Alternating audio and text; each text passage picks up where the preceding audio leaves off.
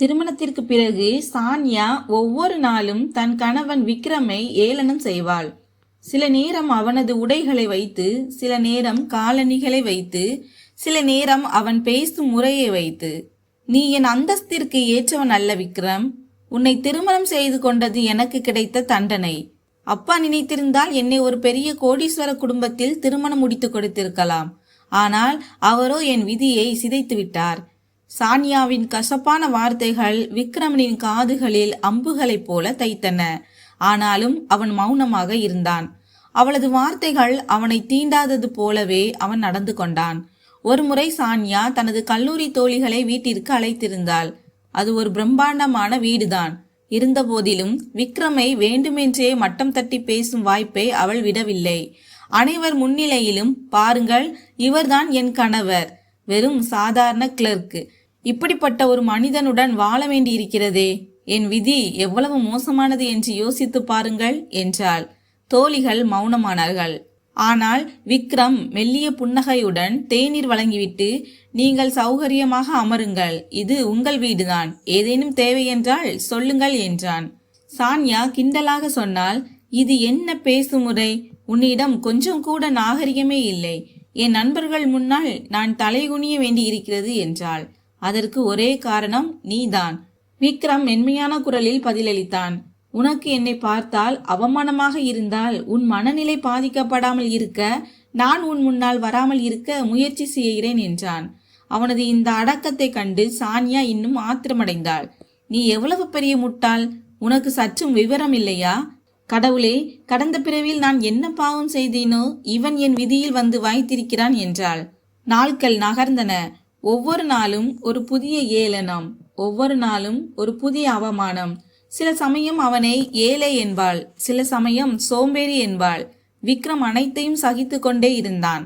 பல நேரங்களில் அங்கிருந்த வேலைக்காரர்கள் கூட ஒரு மனைவி தன் கணவனை இவ்வளவு கீழ்த்தரமாக எப்படி நடத்த முடியும் என்று வியந்து போவார்கள். ஆனால் விக்ரமனின் முகம் எப்போதும் அமைதியாகவே இருக்கும். அவனது கண்களில் அவமானம் தெரிந்தாலும் யாரிடமும் கோபம் காட்டவில்லை. ஒரு நாள் இரவு உணவின் போது சான்யா மீண்டும் குத்தலாக பேசினாள்.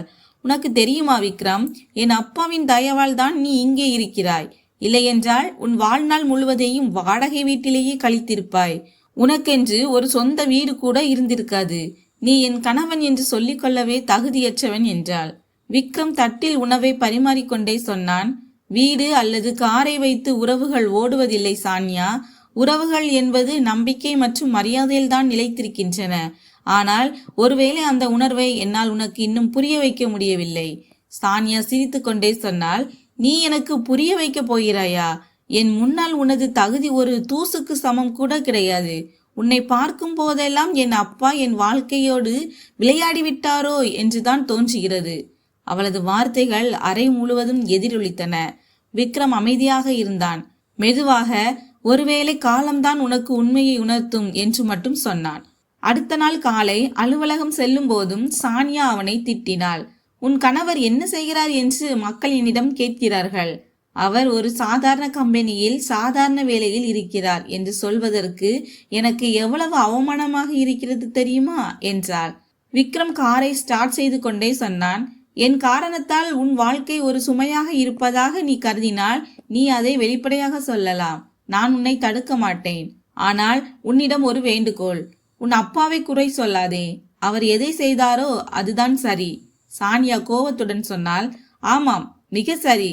தன் மகளை ஊர் சிரிக்க ஒரு கேலி பொருளாக்கியதுதான் அவர் செய்த சரியான காரியம். இவ்வளவு வசதியான ஒரு பெண் ஏன் இப்படிப்பட்ட ஒரு சாதாரண பையனை திருமணம் செய்து கொண்டாள் என்று எல்லோரும் என்னை பார்த்து சொல்கிறார்கள். ஒவ்வொரு நொடியும் நான் எரிச்சலில் கிடக்கிறேன் விக்ரம். அதற்கு ஒரே காரணம் நீதான். விக்ரம் காரை நிறுத்தி அவளை பார்த்து அமைதியான குரலில் சொன்னான். உன் கோபம் நியாயமானதுதான் சான்யா. நீ எவ்வளவு வேண்டுமானாலும் என்னை திட்டிக்கொள். நான் உனக்கு எதிரி அல்ல என்பதை நீ ஒரு நாள் புரிந்து கொள்வாய். சான்யா முகத்தை திருப்பி கொண்டாள். அவளது கண்களில் வெறுப்பு அப்பட்டமாக தெரிந்தது. வழிநெடுகே அவள் விக்ரமிடம் ஒரு வார்த்தை கூட பேசவில்லை. அலுவலகம் சென்ற பிறகும் தன் வாழ்க்கை இப்படி நாசமாகிவிட்டது என்று தன் தோழிகளிடம் புலம்பிக் கொண்டே இருந்தாள். பல நேரங்களில் அவளது வார்த்தைகள் கேட்பவர்களையே சங்கடப்படுத்தும் அளவிற்கு மிகவும் கூர்மையாக இருக்கும். விக்ரமுக்கு எல்லாம் தெரியும். அவன் அனைத்தையும் கவனித்து கொண்டுதான் இருந்தான். ஆனால் ஒருபோதும் பதிலுக்கு பேசவில்லை. அவனது மௌனமே அவனது பலமாக இருந்தது. ஒவ்வொரு இரவும் பால்கனியில் தனியாக அமர்ந்து நட்சத்திரங்களை பார்த்தபடி மெதுவாக முணுமுணுப்பான். இன்னும் கொஞ்ச நேரம், எல்லாம் சரியான நேரத்தில் வெளிப்படும். மெதுவாக இது தினசரி வாடிக்கையாகிவிட்டது. ஒவ்வொரு நாளும் சான்யாவின் வார்த்தைகள் அம்புகளாக விழும். ஒவ்வொரு நாளும் விக்ரம் அதை சகித்து கொள்வான். ஐயாவின் மகள் தன் கணவனை ஒருபோதும் நிம்மதியாக இருக்க விடுவதில்லை என்று வேலைக்காரர்களுக்குள்ளும் கிசுகிசுப்புகள் எழுந்தன. ஆனாலும் விக்ரம் யாரிடமும் புகார் செய்ததில்லை. தன் வாழ்க்கை அப்படியே நின்றுவிட்டது போல சான்யா உணர்ந்தாள். ஏதேனும் ஒரு பெரிய கோடீஸ்வர குடும்பத்தில் திருமணம் செய்திருந்தால் தன் வாழ்க்கை ஆடம்பரமாக இருந்திருக்குமே என்று அவள் ஒவ்வொரு நொடியும் ஏங்கினாள். ஆனால் அவள் தினமும் கேலி செய்து அவமானப்படுத்தும் அதே கணவன்தான் வரப்போகும் காலத்தில் அவளது சிந்தனையையும் விதியையும் அவளது முழு உலகத்தையுமே மாற்றப் போகிறான் என்பதை அவள் உணரவில்லை. சில மாதங்கள் கடந்தன. ஆனால் சான்யாவின் போக்கில் எந்த மாற்றமும் இல்லை. அதே ஏளனம், அதே கிண்டல், ஒவ்வொரு நொடியும் அவமானம். ஆனால் ஒரு நாள் சான்யாவின் வாழ்க்கையையே மாற்றியமைக்கும் அந்த தருணம் வந்தது. ஒரு நாள் காலை வேளையில் மகேஷ், அதாவது சான்யாவின் தந்தை, வீட்டிற்கு வந்து, சான்யா, விக்ரம், இன்று நீங்கள் என்னுடன் வர வேண்டும். மும்பையில் ஒரு மிகப்பெரிய ஏலம் நடக்க இருக்கிறது. நம் கம்பெனியின் கௌரவமும் இதில் அடங்கியிருக்கிறது என்று அறிவித்தார். மகேஷின் முகத்தில் ஒரு தீவிரத்தன்மை இருந்தது. சான்யாவோ மகிழ்ச்சி அடைந்தாள். இன்று தன் தந்தையின் கௌரவமான உலகத்தை விக்ரமுக்கு காட்டும் வாய்ப்பு கிடைத்து விட்டதாக அவள் நினைத்தாள். சான்யா விக்ரமை பார்த்து நக்கலாக சொன்னாள், பார் விக்ரம், நிஜமான ஆட்டம் எப்படி ஆடப்படுகிறது என்பது இன்றைய ஏலத்தில் உனக்கு புரியும். இந்த உலகம் கோடிக்கணக்கான ரூபாய்களில் சுழல்கிறது. உன்னை போன்றவர்கள் அங்கே நிற்பதற்கு கூட தகுதி கிடையாது என்றாள். விக்ரம் மெல்லிதாக புன்னகைத்துவிட்டு, தகுதியை காலம் காட்டும், மனிதன் அல்ல என்றான். மூவரும் ஏலம் நடக்கும் அரங்கை அடைந்தனர். அந்த அரங்கம் மிகவும் பிரம்மாண்டமாக மின்னிக் கொண்டிருந்தது. எங்கு பார்த்தாலும் பெரிய தொழிலதிபர்கள், செல்வந்தர்கள் மற்றும் ஊடக கேமராக்கள். மேடையில் விலையுயர்ந்த திரைகள் மற்றும் பலத்த பாதுகாப்பு ஏற்பாடுகள் செய்யப்பட்டிருந்தன. மகேஷும் சான்யாவும் முன் வரிசையில் அமர்ந்தனர். விக்ரம் அவர்களுக்கு அருகிலேயே ஒரு சாதாரண உடையில் அமர்ந்தான். நிகழ்ச்சி தொடங்கியது. அறிவிப்பாளர், மும்பையின் மிகப்பெரிய டீல், ஒரு பன்னாட்டு கம்பெனியை கையகப்படுத்தும் ஏலம், ஆரம்ப தொகை 10 கோடி ரூபாய் என்று அறிவித்தார். அரங்கில் சலசலப்பு ஏற்பட்டது. ஒருவர் 15 கோடி என்றார்.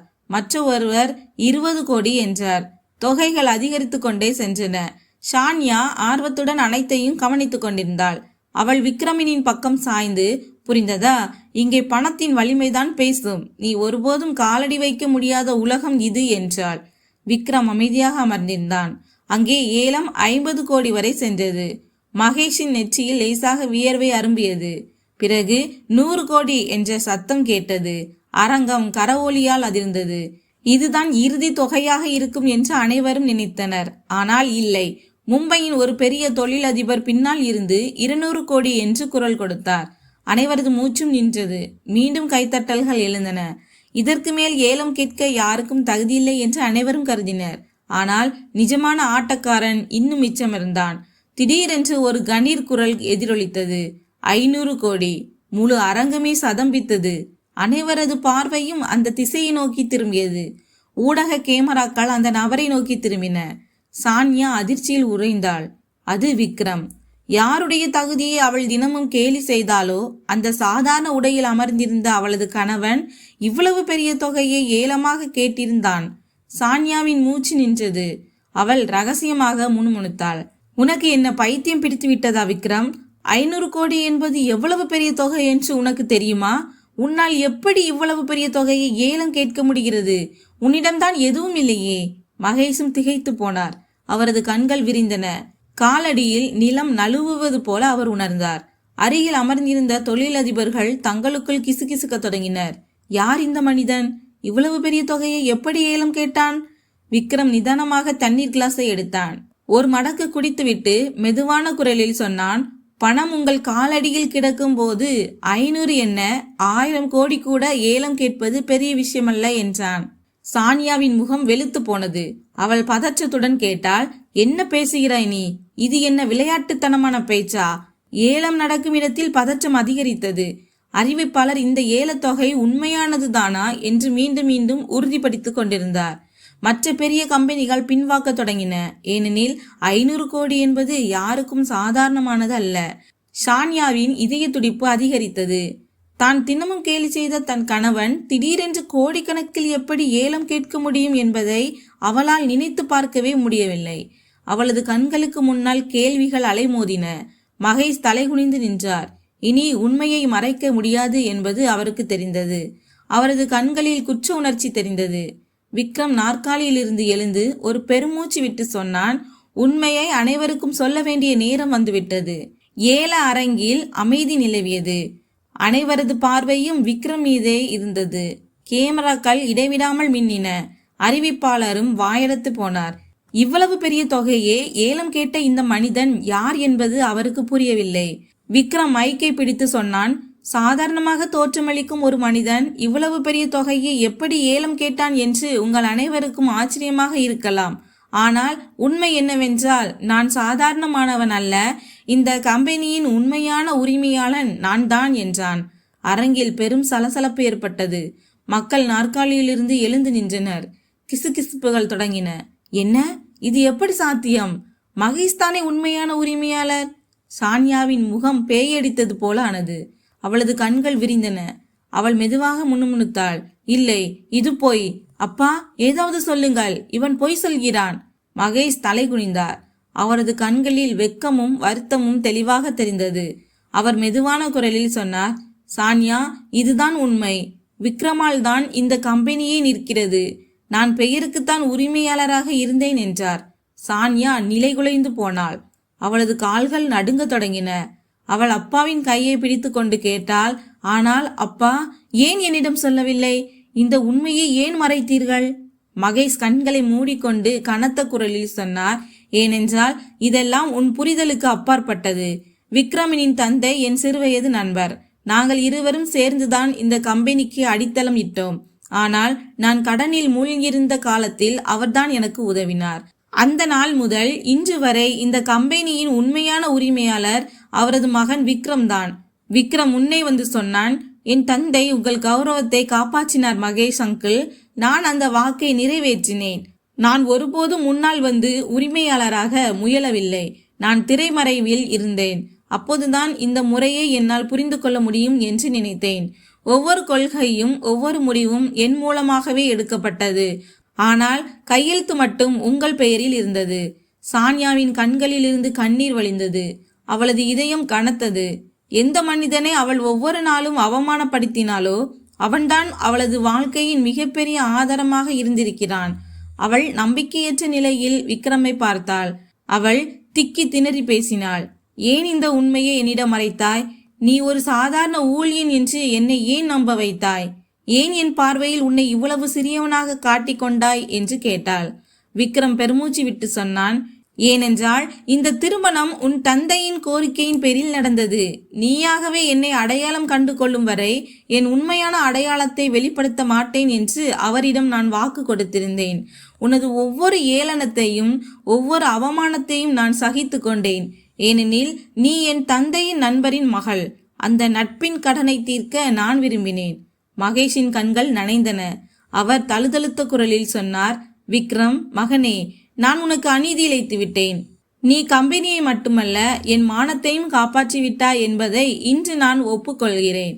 சான்யா நடுங்கியபடி பின்வாங்கினாள். அவளது அனைத்து கர்வமும் அகங்காரமும் ஒரு நொடியில் மறைந்து போயின.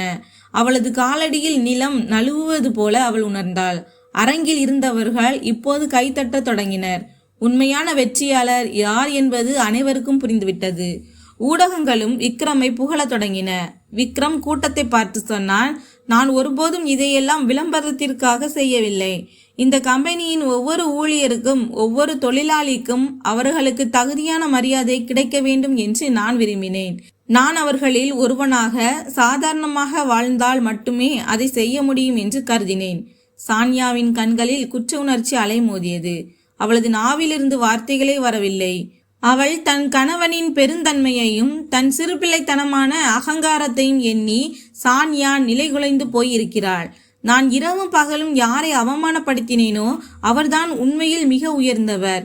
மகேஷ் தன் மகளை பார்த்து சொன்னார், சான்யா, இப்போதாவது உனக்கு புரிகிறதா?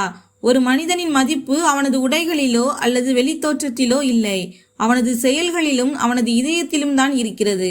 நீ யாரை எப்போதும் சிறியவனாக கருதினாயோ அவன்தான் இன்று அனைவரையும் விட பெரியவனாக நிற்கிறான். சான்யா நடுக்கத்துடன் நாற்காலியிலிருந்து எழுந்தாள். அவளது கண்களில் கண்ணீர் நின்றபாடு இல்லை. மெதுவாக விக்ரமனின் அருகே சென்றாள். ஊடக கேமராக்கள் இப்போது அவளை நோக்கியே திரும்பின. ஏதோ பெரிய கலாட்டா நடக்கப் போகிறது என்று அனைவரும் நினைத்தனர். ஆனால் சான்யா நடுங்கும் கைகளால் விக்ரமனின் கையை பற்றி கொண்டாள். அவளது குரல் தழுதழுத்தது. விக்ரம், என்னை மன்னித்து விடு. நான் உன்னை ஒருபோதும் புரிந்து கொள்ளவே இல்லை. ஒவ்வொரு முறையும் உன்னை காயப்படுத்தினேன், அவமானப்படுத்தினேன். ஆனால் நீ ஒரு முறை கூட அதற்கு பதில் பேசவில்லை. நீ பலவீனமானவன் என்று நான் நினைத்தேன். ஆனால் இன்றுதான் புரிகிறது நீயே எல்லாரையும் விட வலிமையானவன் என்று. விக்ரம் அவளை பார்த்தான். அவனது முகத்தில் எப்போதும் போல அதே அமைதியான புன்னகை இருந்தது. அவன் மெதுவாக சொன்னான், சான்யா, உறவுகள் அவமானங்களாலோ அல்லது ஏளனங்களாலோ முறிந்து போவதில்லை. ஒரு மனிதன் மன்னிப்பதை நிறுத்தும் போதுதான் உறவுகள் முறியும். நான் ஒருபோதும் மன்னிப்பதை நிறுத்தியதே இல்லை. சான்யா விம்மி அழுது கொண்டே சொன்னாள், நான் மிகவும் வெட்கப்படுகிறேன் விக்ரம். உன்னை ஏழை என்று நினைத்தேன், தகுதியற்றவன் என்று கருதினேன். ஆனால் உண்மையில் நான் தான் ஏழையாக இருந்திருக்கிறேன். என் எண்ணங்கள் தான் ஏழ்மையாக இருந்தன. நீயோ உன் இதயத்தாலும் உன் செயல்களாலும் எப்போதும் மிகப்பெரிய செல்வந்தனாகவே இருந்திருக்கிறாய். மகேஷும் கண்கலங்கி நின்றார். அவர் தன் மகளின் தலையில் கை வைத்து சொன்னார், மகளே, இன்று உனக்கு புரிந்துவிட்டது. மரியாதை என்பது ஒருவனின் அந்தஸ்தால் கிடைப்பதல்ல, அவனது செயல்களால் கிடைப்பது. விக்ரம் போன்ற ஒரு மனிதன் கணவனாக கிடைப்பது ஒரு பெரிய பாக்கியம். அரங்கில் இருந்தவர்கள் இந்த காட்சியை கண்டு நெகிழ்ந்து போயினர். கேமராக்கள் அந்த தருணத்தை படம் பிடித்தன. அரங்கு முழுவதும் கரவொலியால் அதிர்ந்தது. சான்யா அனைவர் முன்னிலையிலும் விக்ரமனின் காலில் விழுந்து சொன்னாள், உன்னை என் கணவன் என்று சொல்லிக்கொள்ளும் தகுதியை நான் இழந்து விட்டேன் விக்ரம். ஆனால் உனக்கு சம்மதம் என்றால் நான் ஒரு புதிய தொடக்கத்தை செய்ய விரும்புகிறேன். இந்த முறை எந்த அகங்காரமும் இன்றி சமமான நிலையில் மரியாதையுடனும் அன்புடனும் வாழ விரும்புகிறேன் என்றாள். விக்ரம் உடனடியாக அவளை தூக்கி நிறுத்தி சொன்னான், நீ இப்படி விழுந்து கிடப்பது உனக்கு அழகல்ல சான்யா. நான் உன்னை எப்போதும் எனக்கு சமமாகவே கருதி வந்தேன், இனியும் அப்படியே கருதுவேன். இன்று உனக்கு உண்மை புரிந்துவிட்டது என்றால் அதுவே எனக்கு மிகப்பெரிய வெற்றி. சான்யா கண்ணீருக்கு இடையே மெலிதாக புன்னகைத்தாள். அவளது அகங்காரம் முற்றிலும் தகர்ந்து போயிருந்தது. விக்ரம் போன்ற ஒரு மனிதன்தான் தனது உண்மையான பலம் என்பதை அவள் முதல் முறையாக இதயபூர்வமாக உணர்ந்தாள். மகேஷ் ஒரு பெருமூச்சு விட்டு சொன்னார், விக்ரம், மகனே, நீ கம்பெனியை மட்டுமல்ல என் மகளையும் சேர்த்து சமாளித்து விட்டாய். இன்று நான் எடுத்த முடிவு தவறில்லை என்பதில் எனக்கு முழு நம்பிக்கை வந்துவிட்டது என்றார். விக்ரம் ஒரு தீவிரமான குரலில் சொன்னான், மகேஷ் அங்கிள், இதெல்லாம் உங்கள் நம்பிக்கையாலும் என் தந்தையின் வாக்காலும் தான் சாத்தியமானது. இந்த கம்பெனியும் சரி, இந்த உறவும் சரி, எப்போதும் மரியாதை மற்றும் நேர்மையின் மீதே நிலைத்திருக்கும் என்று நான் உறுதியளிக்கிறேன். அரங்கம் கைத்தட்டல்களால் அதிர்ந்தது. ஊடகங்கள் அடுத்த நாள் செய்திகளில் இதை மிகப்பெரிய செய்தியாக வெளியிட்டன. சாதாரண கணவன் கோடிக்கணக்கான சொத்துக்கு அதிபதி. ஆனால் விக்ரம் மற்றும் சான்யாவிற்கு இது ஒரு புதிய தொடக்கமாக மட்டுமே இருந்தது. சான்யா முதல் முறையாக தன் கணவனின் கண்களை பார்த்தாள். அங்கே அவள் இதுவரை தேடாத பல விஷயங்கள் தெரிந்தன. பாதுகாப்பு, மரியாதை மற்றும் உண்மையான அன்பு. அன்று சான்யாவின் அகங்காரம் உடைந்து அந்த இடத்தில் நன்றியுணர்வு குடியேறியது. விக்ரம் ஏதும் பேசாமல் அவளது கண்ணீரை துடைத்து புன்னகையுடன், வா சான்யா, வீட்டிற்கு செல்வோம் என்றான். நண்பர்களே, ஒரு மனிதனிடம் எவ்வளவு பணம் இருக்கிறது என்பதில் உண்மையான செல்வம் இல்லை. அவனது இதயத்தின் உண்மையும் அவனது செயல்களின் நன்மையும் தான் உண்மையான செல்வம். அகங்காரம் எவ்வளவு பெரியதாக இருந்தாலும் காலத்தின் முன்னால் சிதறிவிடும். ஆனால் பொறுமையும் உண்மையும் ஒருபோதும் தோற்பதில்லை. உறவுகளின் அஸ்திவாரம் அகங்காரத்தில் இல்லை, மாறாக மரியாதை, நம்பிக்கை மற்றும் மன்னிப்பில்தான் வலுப்பெறுகிறது. பணத்தை விட குணமே பெரியது என்பதை உணர்த்தும் ஒரு அழகான கதை இது. இந்த கதை உங்கள் இதயத்தை தொட்டிருந்தால் லைக் மற்றும் ஷேர் செய்யுங்கள். சேனலை சப்ஸ்கிரைப் செய்து கொள்ளுங்கள். நன்றி.